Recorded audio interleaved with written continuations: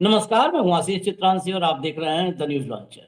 Mid day मुद्दा with Ashok Wankhede. और कल हमने मिड डे मुद्दा से लेकर और शाम तक जो कार्यक्रम किए थे, और आज भी आपने सुबह कार्यक्रम देखा था, उन कार्यक्रमों में परमाणु युद्ध की आशंका जताई थी। अब जो आशंका हमने जताई थी, जो कुवैत ने आधिकारिक रूप से अलर्ट जारी किया था अपने देश में, वो परिस्थितियां जमीन पर उतरते हुए नजर आ रही हैं। हालांकि अब भी ईरान की खुलकर तारीफ करनी होगी, जो उन परिस्थितियों को टाल रहा है सिर्फ और सिर्फ चेतावनी देकर। बुशहर के जो बुशहर का न्यूक्लियर प्लांट है, उस पर अटैक करके इजराइल ने वास्तव में बड़ी गलती कर दी थी और रूस इस पर भड़का। रूस ने ऑफिशियली चेतावनी दी। क्रेमलिन की तरफ से जो बयान आया प्रवक्ता का, हम अभी आपको सुनवाएंगे। वो रूस किस कदर नाराज है बुशहर पर अटैक से, उसका सबूत है। लेकिन जब रूस भड़का, चेतावनी दिया रूस ने, तो ईरान ने भी देरी नहीं की। ईरान ने 24 घंटे के भीतर ही बदला पूरा किया और इजराइल के परमाणु संयंत्र के बिल्कुल पास एक जोरदार धमाका हुआ। डिमोना शहर में जोरदार, उसके विजुअल्स भी आ गए हैं, विजुअल भी हम दिखाएंगे। ये धमाका बहुत जोरदार था, लेकिन यहां भी ईरान ने इसके पहले भी डिमोना में हमला किया था, जिसमें बड़ी संख्या में मतलब हताहत लोग हुए थे। 200 के आसपास की कैजुअलिटी थी। उस वक्त भी परमाणु संयंत्र से दूर थोड़ा जो है उसने मिसाइलें गिराई थी, 3 मिसाइलें। ये धमाका भी परमाणु संयंत्र से दूर हुआ, मतलब उसके पास नहीं। ये बार बार ईरान अलर्ट कर रहा है इजराइल को कि तुम आग से खेल रहे हो। अगर तुम नहीं मानोगे तो हमारी जद में है, अगर हम 50-100 मीटर 200 मीटर दूर गिरा सकते हैं मिसाइल, तो फिर सीधा परमाणु संयंत्र को भी हिट कर सकते हैं। और एक्यूरेसी के मामले में आपने पूरे वॉर में देखा है कि ईरान की एक्यूरेसी कहाँ अमेरिकन सोल्जर छिपे हैं, बैठे हैं, सो रहे हैं, वहां तक हिट किया है। इसके अलावा अमेरिका के लिए एक बुरी खबर फिर आई है। F-18, जो अमेरिका का सबसे धाकड़ F-35 के बाद लड़ाकू विमान माना जाता है, F-18 को मिसाइल मार के समंदर में गिरा दिया है। वो हवा में उड़ रहा था, ईरान के क्षेत्र में घुसा और हवा से सीधे समंदर में समाधि दिलवा दी ईरान ने F-18 को। ये बड़ा झटका है। और अमेरिका के हवाई बेड़े में, अब अमेरिका जैसा देश है तो चर्चा नहीं हो रही है, नहीं तो जितना उसके जो है हवाई बेड़े को नुकसान पहुंचा है, किसी और देश में होता तो सरकार अब तक चली गई होती। हवाई बेड़े को मुझे लगता है कि जितना इस वॉर में नुकसान ईरान के साथ हो रहा है, इतना शायद ही द्वितीय विश्व युद्ध के बाद कभी भी हुआ हो। अभी सारी गिनती आपको हम बता देंगे। मिडिल ईस्ट से और भी खबर है बड़ी। इसमें जो ईरान के तरफ से आईआरजीसी के प्रवक्ता का भी बयान आया है, और साथ ही न्यूयॉर्क टाइम्स ने एक रिपोर्ट दी है। न्यूयॉर्क टाइम्स की रिपोर्ट है, और इस रिपोर्ट में जो संकेत हैं, वो संकेत ये हैं कि मिडिल ईस्ट से ट्रंप का बोरिया बिस्तर पैक हो चुका है, उठ गया है झोला उठा करके। हमारे वाले का तो झोला अब तक नहीं दिखा, लेकिन ट्रंप का झोला मिडिल ईस्ट से उठ चुका है। भाव को जोड़िए, फिर एक एक करके खबर पर आते हैं। 3 हिस्से हैं। स्वागत है भाव, शुरू करिए। सबसे पहले, जिस न्यूक्लियर वॉर की बार बार आशंका जताई जा रही है, पता नहीं क्यों हम हर दिन उसके करीब जाते जा रहे हैं, करीब होते जा रहे हैं। लाइए, दिखाइए भैया, सबसे पहला लाइए।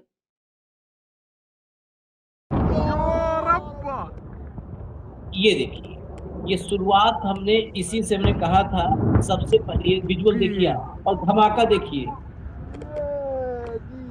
Massive explosion, rock Naqab as Iranian retaliation strike successfully hits target near the Dimona nuclear facility. Dimona के जो न्यूक्लियर फैसिलिटी है, उसके बिल्कुल पास में ये बड़ा धमाका हुआ है। आप फिर से एक बार विजुअल चलाइए और देखिए इस धमाके को। अगर ये धमाका न्यूक्लियर फैसिलिटी के पास के बजाय न्यूक्लियर फैसिलिटी पर होता, तो जितना जोरदार धमाका है, ये परमाणु युद्ध ऑफिशियली शुरू हो गया होता।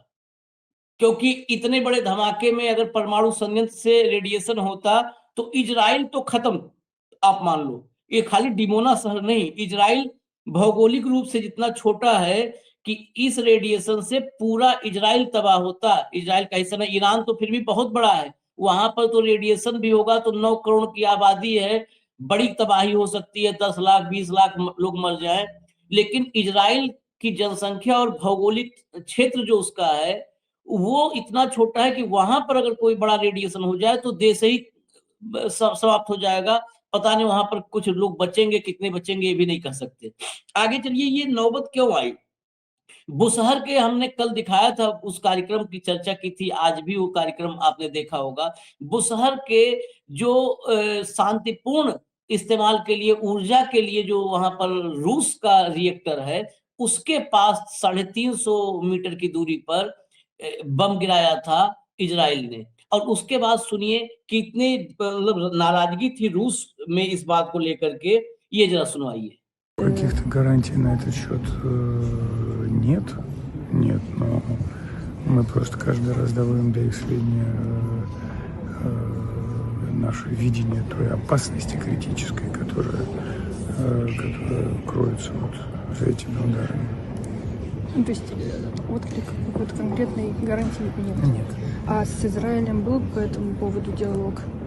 Мы со всеми сторонами пытаемся быть в диалоге, чтобы именно их призывать к тому, чтобы не делать таких потенциально опасных шагов. क्रेमलिन के प्रवक्ता हैं पेस्कोव। क्रेमलिन मतलब आप जो पावर सेंटर है पूरी आप समझिए रूस की सरकार, तो उसके प्रवक्ता पेस्कोव हैं। ईरान के बुशहर न्यूक्लियर पावर प्लांट पर हमले के बाद गंभीर खतरे के बारे में चेतावनी दी थी इन्होंने, और उसके बाद ईरान ने धमाका कर दिया। अब जरा आगे चलते हैं। एक तो ये, दूसरी तरफ अब्राहम लिंकन को भागना पड़ा जान बचा के, लिटरली वो आपने आज कार्यक्रम में सुबह देख लिया है, जान बचा के भागना पड़ा। और उसके बाद क्या खबर आती है, चाबहार के पास अमेरिकी F-18 जेट को मार गिराया, ईरान का दावा। और इसको जो है अमेरिका खारिज कर रहा है, ये भी मैं बता दूं, लेकिन इसके विजुअल्स से लेके सब आ चुका है। उनके खारिज करने से वो कहते रहे कि ट्रंप जैसा आदमी वाकई हमने कभी नहीं देखा था। हमको लगता था कि हम गौरवशाली हैं, हमारी किस्मत खुली थी जब हमने एक को अपने यहाँ देखा था, लेकिन मुझे लगता है कि हम तो अभी बहुत पीछे छूट गए जो अमेरिका को हासिल हुआ है, उस हासिल से हम बहुत पीछे हैं। विजुअल दिखाइए जरा, ये F-18 वाला विजुअल दिखाइए। इतना बड़ा सनकी पागल आदमी, ये मानसिक रूप से इसे तो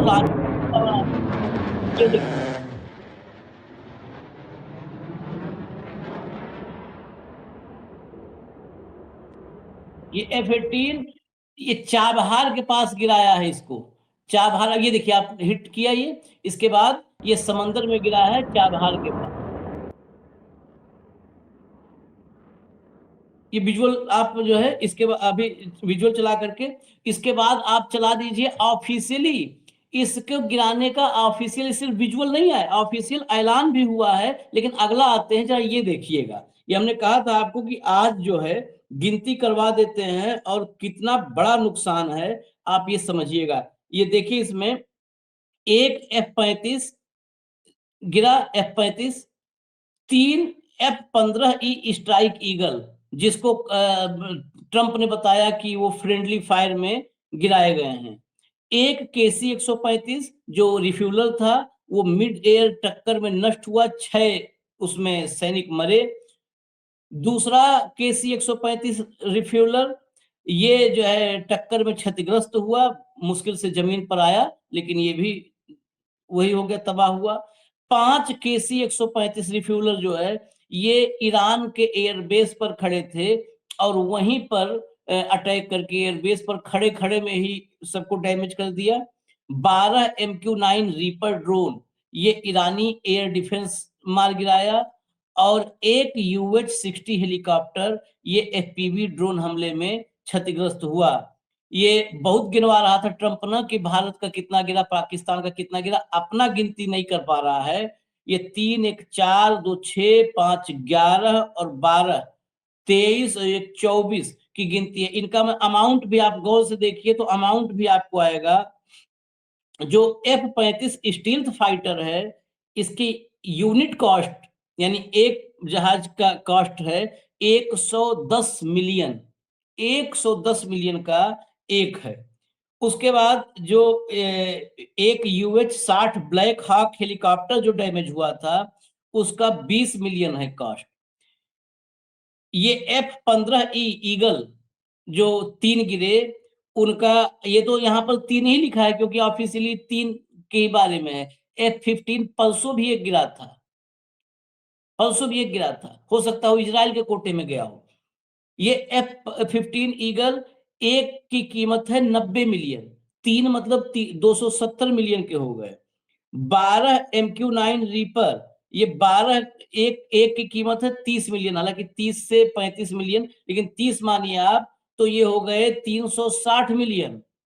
उसके बाद एक KC 135 जो आर रिफ्यूलर है, उसकी एक की कीमत है 40 मिलियन और टोटल गए हैं 7, तो 7 चौक 28, 280 मिलियन। आप जोड़ते जाइए, यही पहुंच गया बिलियन में, खाली खाली जहाज चले गए बिलियन में इसके। ये मिला है इनको प्रसाद वहां से। अब जरा आगे चलिए, आगे चलिए। بسم الله الرحمن الرحیم. در ادامه موج 79 عملیات وعده صادق 4 توسط نیروی قهرمان هوافضا و نیروی جانبرکف دریایی سپاه پاسداران انقلاب اسلامی با رمز مبارک یا رازق الطفل الصغیر ایلات ایستگاه‌های دریافت ماهواره‌ای مرتبط با ارتش رژیم صهیونیستی و پایگاه ये ईरानी प्रवक्ता हैं, ये बता रहे हैं क्या क्या डैमेज किया है, जो पिछले 24 घंटे का हिसाब किताब। 24 घंटे का हिसाब किताब एक बार में ही सुन लीजिए, मैं बता दे रहा हूं। इनको तो चलाते हैं, हम भाषा नहीं समझ पाते हैं, लेकिन इसलिए कि ताकि ऑथेंटिसिटी आपको समझ में आए कि जो है उनके सारे उन पर नजर है, और उनको हम ट्रांसलेट करवाते हैं या कुछ जगहों से हम सोर्सेज से लेते हैं जहां पर इसका ट्रांसक्रिप्ट मिल जाता है। ये कह रहे हैं कि चाबहार में IRGC के आधुनिक एयर डिफेंस सिस्टम से अमेरिकी F-18 को निशाना बनाया। दूसरी तरफ ग्राउंड टू सी मिसाइल से USS Abraham Lincoln aircraft carrier को टारगेट किया है, जिससे उसे पोजीशन बदलनी पड़ी, मतलब वो बढ़ रहा था जिस दिशा में, दिशा बदल करके उसे भागना पड़ा है। वेव 80 में हिजबुल्ला के साथ तालमेल में इजरायली सैन्य सुरक्षा ठिकानों पर हमला किया है। वेब 80 मतलब 80वीं लहर, अब 80वीं लहर से 81वीं लहर की तरफ ईरान बढ़ गया है। ये ऑफिशियल ब्रीफिंग है। अभी चलते हैं, इसके बाद अगले हिस्से में जब हम आएंगे तो अमेरिका का मिडिल ईस्ट में बोरिया बिस्तर कैसे पैक हो रहा है, पूरा एक एक बेस के हिसाब से, एक एक देश के हिसाब से बताएंगे। देश और बेस, ये दोनों का हिसाब किताब बही खाता खोलेंगे अगले सवाल में। भाऊ F-18 गिर गया, इजराइल के डिमोना पर फिर अटैक किया। डिमोना पर अटैक के मामले में ईरान की अब भी हम तारीफ करेंगे कि इसने पहले 3 मिसाइल गिराई थी, फिर मिसाइल गिराई है, लेकिन अभी भी वो डिस्टेंस मेंटेन रखा है, संयंत्र पर नहीं गिराया है। लेकिन क्या ये अमेरिका की सनक, इजराइल को अमेरिका चाहे तो रोक सकता है, बस पेन ड्राइव का डर खत्म हो जाए तो। ये अमेरिका की सनक, ट्रंप की सनक, लोग फिर भी ट्रंप को छिपा दे रहे हैं नेतन्याहू के आड़ में, लेकिन वो पागल आदमी क्या वो दुनिया में करवा देगा तबाही? अमेरिका की तबाही तो हो ही रही है, भले उसका होमलैंड दूर है, लेकिन उसकी भी तबाही हो रही है। देखिए आशीष, पिछले कुछ दिनों के वक्तव्य यदि मैं देखूं तो मुझे लगता है वाकई अभी उनको मानसिक चिकित्सक की सख्त जरूरत है। और ये अमेरिका का दुर्भाग्य है कि एक मानसिक विक्षिप्त आदमी को उन्होंने राष्ट्रपति चुनाया। ये दुर्भाग्य है, क्योंकि ऐसे उलूल जुलूल बयान, वो फिर ये कहते हैं कि भाई ईरान समाप्त हो गया, ईरान में कुछ नहीं बचा है, ये हो गया वो हो गया। अब एक बात तो बड़ी क्लियर है कि no air defence system is working, no interceptors are working. कोई एयर डिफेंस सिस्टम काम नहीं कर रहा, कोई इंटरसेप्टर काम नहीं कर रहा, ये फ्री फॉर ऑल है। ईरान ने कभी इस बात का बूस्ट नहीं किया कि हमारे पास बहुत बड़ा इंटरसेप्टर है। उनके बहुत कभी कभी काम कर लेते हैं बेचारे, तो एक हाथ ड्रोन गिरा देते हैं, लेकिन वो तो शहादत के लिए बैठे हैं। वो तो बोलते हैं कि हम शहीद होना भी हमारे लिए विजय की एक अनुभूति है। लेकिन इजराइल जो डैमेज हो रहा है, सबसे ज्यादा नुकसान इजराइल का हो रहा है। इजराइल डैमेज हो रहा है इजराइल की मूर्खता से। लेकिन अमेरिका के नागरिक पूछ रहे हैं, मेरे पास इतने क्लिप से क्या बताऊं मैं आपको, कि वो पूछ रहे हैं कि हमारे यहाँ क्या, उन्होंने एक हिसाब किया है, एक महिला ने, पॉलिटिशियन, उसने कहा कि जितना खर्चा आपका अभी तक इस युद्ध में हुआ, जितना खर्चा अभी तक युद्ध में हुआ है अब तक ईरान वाले में, उतने में 2 दशक हम अमेरिका के स्कूल के बच्चों को दोनों टाइम का खाना खिला सकते स्कूल में। अमेरिका में क्या जरूरत है अभी? अमेरिका का जो हेल्थ सेक्टर का जो डेब्ट है, लोगों पे जो हेल्थ का कर्जा है, हेल्थ मतलब दवाई लेने का या इलाज करवाने का जो कर्जा है, उन्होंने कहा कि पूरे अमेरिका का एक एक आदमी का हम कर्जा खत्म कर सकते हैं, जितने में आप ये युद्ध में अभी तक खर्चा कर चुके हो।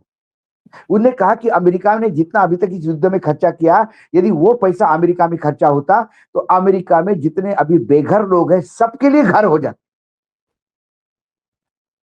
इसका आउटकम क्या है? हम क्यों लड़ रहे हैं? और ये नुकसान प्रतिदिन बढ़ रहा है। ऐसा नहीं कि नुकसान कम हो रहा है, खर्चे तो हो ही रहे हैं और नुकसान बढ़ रहा है। रोज प्लेन गिर रहे हैं, देखते देखते आपने 20 से ऊपर के प्लेन की, वो हमारी 6 गिनवा रहा था। अब ये इनके 20 का तो आप, इनके मुंह में अभी दही जमा हुआ है, आवाज नहीं निकल रही है। अभी जो इराक में हमला हुआ आशीष जी, उसमें तो जो हैंगर था प्लेन रखने का, वो पूर्ण पूर्ण रूप से नेस्तनाबूद हुआ। उसमें कितने प्लेन थे ये भी नहीं अभी आंकड़ा पता। कुछ प्लेन तो उड़ भी नहीं पाए, हैंगर में ही दफना दिए गए। अभी जो सुबह सुबह रिपोर्ट पढ़ रहा था मैं, जो हमला हुआ, भयावह हमला हुआ। कल भी हमने कहा कि आज भी हम कह रहे हैं कि जब हम बात कर रहे हैं आपसे, जब तक ये कार्यक्रम आप देखोगे तब तक इसमें अपडेट आया होगा। हम और आशीष कई बार सोचते हैं कि सुबह से लेकर कितने ईरान पे प्रोग्राम करें, लेकिन करें क्या? एक कार्यक्रम रिलीज नहीं होता, आप देखते नहीं, उसके बीच में आ जाते हैं कि एक और हमला हुआ है, एक और जगह डैमेज हुआ है। और इस डैमेज के चलते अमेरिका भयानक नुकसान झेल रहा है। और अब मतलब एक अजीब स्थिति हो गई है। आपने 5 दिन का टाइम लिया, आप वहां पे, अब तो मुझे लग रहा है कि जब इनके फुट सोल्जर आएंगे, जब इनकी कमांडोज उतरना शुरू हो जाएंगे उस धरती पर, तब क्या कहर बरपेगा। अमेरिका तो billions and trillions of dollar का नुकसान तो सह लेगा, लेकिन यदि 1000 में से 600-500 लोग यदि मारे गए सैनिक, तो अमेरिका में तहलका मच जाएगा, लोग रास्ते पे होंगे, कंट्रोल नहीं होगा ट्रंप से। इतनी ज्यादा कैजुअलिटीज, कर फिर कैजुअलिटीज हुई है तेहरान में, जो एयरबेस, मैंने जो बताया आपको, इनके बेस पे जो हमला हुआ है, उसमें करीब करीब 8 सोल्जर की कैजुअलिटीज हुई है। उसका अब वो जवाब ही नहीं दे पा रहे, भाग रहे हम जवाबों से। और विक्षिप्त का तक अभी लिमिट यह हो गया है कि इधर ईरान कोई और कहता है, उधर वो कुछ और कहता है। उन्होंने कहा कि ईरान वालों ने मुझे, अभी एक स्टेटमेंट मैंने सुना, उन्होंने कहा कि हमको एक ईरान वालों ने गिफ्ट भेज दिया बहुत बड़ा, मुझे तोहफा, तोहफा भेज के गिड़गिड़ा रहा है, बोले मेरे। दुनिया में इतनी बड़ी आपदा में वो अजीब सा, मतलब ये ऐसा तो हम लोगों ने भी अपने समाज में देखा है। लोग, बहुत सारे लोग, ऐसा होता है किसी दबाव में, किसी वजह से मानसिक रूप से डिस्टर्ब हो जाते हैं थोड़ा सा, लेकिन ऐसा कभी नहीं देखा था। इस लेवल पर बोलने लगे उलझुल। नहीं, लेकिन अब ये विक्षिप्त हो गया है। इस विक्षिप्त की कहानी ही पूरे देश को दिखानी है हमें। और इतना विक्षिप्त दोस्त तलाशने वाले को भी दाद देनी पड़ेगी। नहीं, इतना विक्षिप्त दोस्त तलाशने वाले को दाद देनी पड़ेगी। एक कहावत है अपने हिंदी में, खरबूजे को देख के खरबूजा रंग बदलता है। बड़े विक्षिप्त को देख के ही छोटे को लगा कि मेरे जैसा कोई आ गया। चलिए, मैं जरा मिडिल ईस्ट की स्थिति, ये बहुत महत्वपूर्ण खबर है। इतने हमले हो रहे हैं, उधर बहसूदास अपना बहसने में लगा हुआ है कि हम बिल्कुल जीत चुके हैं, खत्म कर दिए हैं। लेकिन हकीकत देखिए, अमेरिकी अखबार ने क्या छापा है, उसी की रिपोर्ट हम आपको प्रेस टीवी ने उसको जो है उसके पार्ट पार्ट को पॉइंटर बना करके डाला है। जरा लाइए, एक एक ट्वीट दिखाइए। ये देखिए, New York times report on the scale of damage to US bases across the region। New York times ने एक रिपोर्ट दी है जो पूरे क्षेत्र में, मिडिल ईस्ट में, वेस्ट एशिया में जितने बेस हैं उन पर डैमेज का क्या स्केल है। US bases in Kuwait located near Iran appears to have taken the heaviest hit। Kuwait में जो ईरान के करीब है, वहां पर जितने बेसेज हैं वो सबसे ज्यादा जो है नुकसान उनको पहुंचा है। In an attack on the port of Shuaiba the army's tactical operation center was destroyed, killing 6 US soldiers. एक जो है, एक केवल बेस पर जो हमला हुआ उसमें अमेरिका के 6 सैनिक मारे गए और पूरा का पूरा वो टेक्टिकल ऑपरेशन सेंटर था वो डिस्ट्रॉय हो गया, खत्म हो गया। अगला लाइए जरा, आगे चलिए, आगे चलिए। फोटो दिखाने की जरूरत नहीं है, खाली फैक्ट्स पर आते हैं। हाँ, Iranian drones and missiles also struck Ali Al Salem airbase damaging aircraft hangars. अभी भाव कह रहे थे हैंगर की चर्चा। अली अल सलेम एयरबेस पर एयरक्राफ्ट हैंगर्स को डैमेज कर दिया ड्रोन और मिसाइल अटैक में। जब हैंगर हो गया, नष्ट हो गया, तो ये भी नॉन फंक्शनल ही समझिए। At camp Buehring fuel and maintenance facilities were reportedly hit. Fuel और मेंटेनेंस फैसिलिटी यहां पर इस बेस पर खत्म कर दी। The early warning radar system at Al Udeid airbase was destroyed. ये डिस्ट्रॉयड जहां है वो तो बिल्कुल खत्म है, या हिट में तो फिर भी चल जाएगा कि ये अर्ली वार्निंग रडार सिस्टम जो अल उदैद बेस पर था, जो सबसे महत्वपूर्ण था, ये नष्ट कर दिया। आगे चलिए।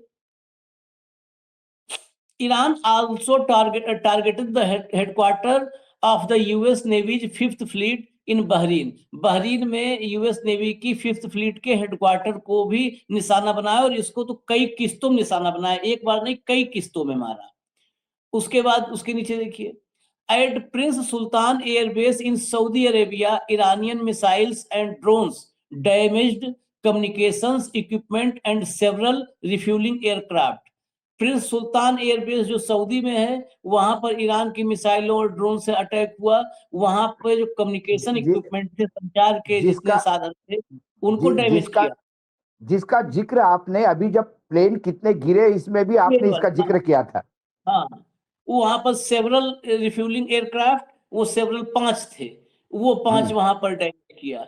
अब आप बताइए, 3 है, इसमें बहुत सारी इंफॉर्मेशन है। ये बहुत सारी इंफॉर्मेशन, मतलब पूरी रिपोर्ट जो न्यूयॉर्क टाइम्स की है वो बहुत डिटेल्ड है। ये हाइलाइट्स थे। बोरिया बिस्तर अब बंद नहीं गया तो क्या हुआ? आपका कुवैत में एयरबेस नष्ट हो गए, डिस्ट्रॉय हो गए। सऊदी में, बहरीन में, कतर में, सारे जगहों पर, और यूएई के तो पूछिए ही मत, सारे जगहों पर। और ये न्यूयॉर्क टाइम्स की रिपोर्ट नहीं है, ये बात ईरान को पता है और ईरान ऑफिशियली बता रहा है। सुनवाइए कमांडर को, IRGC के कमांडर को सुनवाइए जरा। बिस्मिल्लाहिर्रहमानिर्रहीम। با توجه به اینکه همه پایگاه‌های آمریکا در منطقه از بین رفته است، فرماندهان و سربازان آمریکا فرار و در مخفیگاه‌های خارج از پایگاه‌ها پناه گرفتند و ما به دنبال آنها می‌گردیم. از مردم کشورهای منطقه می‌خواهیم محل اختفای آنها را گزارش کنند و همزمان برای امنیت خود اخراج آمریکایی‌ها را از منطقه خواستار شوند. و من نصر الا من عند الله العزیز الحکیم। एक बार इसको ऑडियो बंद करके चलाइए। ये ईरान के सैन्य प्रवक्ता हैं इब्राहिम जोल्फगारी, जो आपकी स्क्रीन पर है। ये ईरान के सैन्य प्रवक्ता हैं। इनका दावा है क्षेत्र में मौजूद सभी अमेरिकी सैन्य ठिकानों को खत्म कर दिया गया है। अब देखिए आप, ईरान के सैन्य प्रवक्ता का बयान और अमेरिका के अखबार की रिपोर्ट, अगर इन दोनों में सिमिलरिटी है तो इसमें हमारा नहीं दोष है ना भावुक दोष है।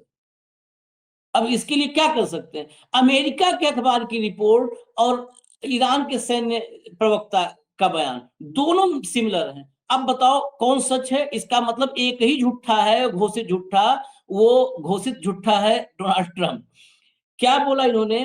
क्षेत्र में मौजूद सभी अमेरिकी सैन्य ठिकानों को खत्म कर दिया गया है। अमेरिकी कमांडर और सैनिक या तो बेस से भाग चुके हैं या छिपे हुए हैं। ये बात भी आप थोड़ा सा फ्लैशबैक में साथ साथ चलिए। आपको याद होगा बहरीन में एक होटल पर अटैक किया था। उस होटल में सब हयात थे अमेरिकी। हयात हयात हयात हयात हाँ। वहां पर और ड्रोन खोज और करके गया था। उसी फ्लोर पे मारा था जिस फ्लोर पे सब रह रहे थे। हाँ, और और आगे ये क्या कहा है जुल्फिकारी ने, प्रवक्ता ने? उन्होंने क्षेत्र के लोगों से आखिर में बताने के बाद क्षेत्र के लोगों से अपील की कि उनके ठिकानों की जानकारी दें, कि अभी सब तो तबाह कर दिया लेकिन जो छिपे हैं दाएं बाएं, जो भी ठिकाने हैं, वो बहरीन में हो, कुवैत में हो, वहां के लोग जो है वो हमें बताएं, तो उनका वहां भी इलाज किया जाएगा। अब इसको, इससे ज्यादा बुरी स्थिति अमेरिका क्या हो सकती है? और इसमें साथ में मैं जोड़ दूं आपको, कल सर्वे आया है अमेरिका में, 61% जो अभी आपने कहा था कि वहां पर क्या हो सकता है, 61% जो है लोग ईरान के खिलाफ जो युद्ध छिड़ रखा है इसके विरोध में है। लोकप्रियता 39% पर आके टिकी है, 61% लोग खिलाफ में है। जो जापान में युद्ध हुआ था जिसमें 7,000 के करीब सैनिक मारे गए थे अमेरिका के, वो दौर था सेकेंड वर्ल्ड वॉर का। पूरा अमेरिका कुर्बान होने के लिए, पर्ल हार्बर के बाद एक पूरे देश में एक अजीब सी देश में भावना थी कि हम मिट जाएंगे लेकिन अपने देश को नहीं मिटने देंगे। तो 7,000 की, आज जब पूरा अमेरिका पहले से अभी तो कैजुअलिटी बड़े पैमाने पे नहीं हुई है सैनिकों की, पहले से ही जब वो इस ट्रंप के खिलाफ खड़ा है, अब तो अगर कहीं 20 सैनिक मारे जाएंगे तो लोग इसको दौड़ा लेंगे, सनकी को। नहीं मिडिल ईस्ट कोरिया पिक्चर बता दिया इसने। वो उस युद्ध में सेकंड वर्ल्ड वॉर में भी अमेरिका को जापान ने खींचा था युद्ध, क्योंकि पर्ल हार्बर पे जब हमला हुआ वो तो अपने पर्ल हार्बर पे अपने जहाज पार्क किए हुए थे। जब वहां आके हमला किया तो उनको लगा कि नहीं, अब बहुत हो गया, अब सेकंड वर्ल्ड वॉर में उतरना होगा और इनको सबक सिखाना होगा। और सबसे बड़ा सबक जापान को ही सिखाया गया। ये जो कैजुअलिटीज हुई, उस कैजुअलिटी के बाद फिर हिरोशिमा नागासाकी हुई और फिर विश्व ने पहली बार वो विध्वंस देखा जो आज भी उसके डर से लोग, मतलब आज भी जापान में, आप जापान यदि जाते हैं तो आपको आज भी लोगों के बीच में वो दिखता है। ये उस विध्वंस के है 3-3, 4-4 जनरेशन बाद भी जीन्स में जो फर्क पड़ा है उसमें आपको वो लोगों में डिफॉर्मेशन दिखता है 4-4 जनरेशन बाद। तो ये विध्वंस है। और इस बार तो कुछ नहीं, इस बार खुद ही आपने तय कर लिया कि वो आतंकी है, खुद ही आपने तय कर लिया कि हम जाएंगे, खुद ही आपने तय कर लिया कि वो हमला करने वाला था इसलिए हम हमला कर रहे हैं। फिर कहते हो कभी बड़ी मेरे दामाद और एडवाइजर ने बताया, कभी बोलते डिफेंस मिनिस्टर ने बताया, कभी बोलते इसने बताया। मतलब इसके पागलपन के ये दौरे पड़ती इस आदमी को, और ये तुरंत अपना सोशल मीडिया जिसका नाम ट्रूथ लिखा है, जो बेहद अनट्रूथ है, उस पे लगातार झूठ परसता है। और परोसने भी एक ट्वीट और दूसरे ट्वीट में, मतलब 2 पोस्ट में फर्क होना चाहिए। एक ही पोस्ट में ऊपर कुछ लिखता है, नीचे कुछ लिखता है, पहले पैराग्राफ में कुछ लिखता है, दूसरे पैराग्राफ में कुछ लिखता है, पहले पैराग्राफ दूसरे पैराग्राफ का खंडन करते हैं। ये विक्षिप्त का ये एक पागलपन का दौर है। समझ ही नहीं आ रहा वो क्या करना चाहता है। बंदर के हाथ में वस्तुरा तो हमने सुना था, पागल बंदर के हाथ में वस्तुरा देखो तो क्या होगा। ये हो गया है। ये बड़ी बात ये है कि करीब 60-70 सालों में जो भी मिडिल ईस्ट में बेस हैं, ये 60-70 सालों में अमेरिकी लीडरशिप की अर्जित उपलब्धियां थी। वो जैसे भी किया, उनको पैसा देके, धमकी देके, जैसे भी, वो जितने मिडिल ईस्ट के देश हैं ईरान छोड़ करके करीब करीब सभी देशों में सभी में ही उसने, इराक भी अलग था, रेजिस्टेंस था इराक का भी, लेकिन बाद में इराक में भी पतन कर दिया सद्दाम का। तो सारे देशों में 70 साल, ये 1950 के दौर से मिडिल ईस्ट पर काम करना शुरू किया था अमेरिका ने, और जितनी लीडरशिप रही, चाहे जितने भी आए हों राष्ट्रपति वहां पे, कैनेडी से लेकर के और क्लिंटन तक और ओबामा तक, सबने इस उपलब्धि को बढ़ाया, स्ट्रांग किया अपने बेसिस को। ये आया मागा वाला कि मेक अमेरिका ग्रेट अगेन, तो सारा बोरिया बिस्तर पैक करवा करके समेटवा दिया सारे। अब तो इतने बेस जो तबाह हुए हैं, इन बेस को अगर सारे बेस को खाली रिपेयर किया जाए या दोबारा, अभी तो दोबारा वो देश जब शांति काल आएगा तो ये भी सवाल खड़ा होगा कि वो देश सब तैयार भी होंगे कि नहीं तैयार होंगे कि हमारे यहाँ रहो। क्योंकि अब एक बड़ी चर्चा अब मिडिल ईस्ट में शुरू हो चुकी है कि हमें दूसरों पर निर्भर नहीं रहना है, अपनी सिक्योरिटी का हमें खुद इंतजाम करना है। इसको हम बताएंगे। अगर ये फैसला हो गया तो अभी ईरान ने तो डैमेज किया, और फिर जो मेजबान है, ईरान ने डैमेज किया और मेजबान ही भगाएंगे फिर लाठी लेकर कि निकलो यहां से, गेट आउट, गेट आउट। और अगर मिडिल ईस्ट से अमेरिका का बोरिया बिस्तर बंध गया तो जो कहते हैं ना world order change, world order change, ये सारे ऑर्डर चेंज हो जाएंगे। एक ईरानियन पोस्ट मैंने पढ़ी, उसमें उन्होंने कहा कि जो ये कहता है कि there is a need to change the leadership in Iran, बोला ईरान में तो लीडरशिप चेंज नहीं होगी, अमेरिका में जरूर होगी। हाँ, इस युद्ध के बाद बहुत समय से वो कर रहे कि रिजिम चेंज करने चला था। मुझे लगता तो है कि ईरान ये छोड़ खुद करके ही कई देशों में रिजिम चेंज हो जाएगा इस युद्ध की कई वजह से। इस युद्ध के चलते कई देशों में रिजिम चेंज होगी। कईयों में होगा, ईरान में तो कोई रिजिम चेंज नहीं हो पाया, लेकिन कई देशों में होगा। उसमें से एक इजराइल भी होगा। इजराइल में जिस तरीके से नेतन्याहू को लेकर के विद्रोही भावना बढ़ती जा बिल्कुल रही है, बिल्कुल बिल्कुल बिल्कुल इजराइल के बिल्कुल। लोगों में। खैर, इजाजत दीजिए हमें, हम अपडेट के साथ और आते हैं। कुछ और महत्वपूर्ण खबरें हैं इसी युद्ध से, जो युद्ध पूरी दुनिया को प्रभावित कर रखा है। धन्यवाद भाऊ, बहुत बहुत धन्यवाद। नमस्कार। नमस्कार।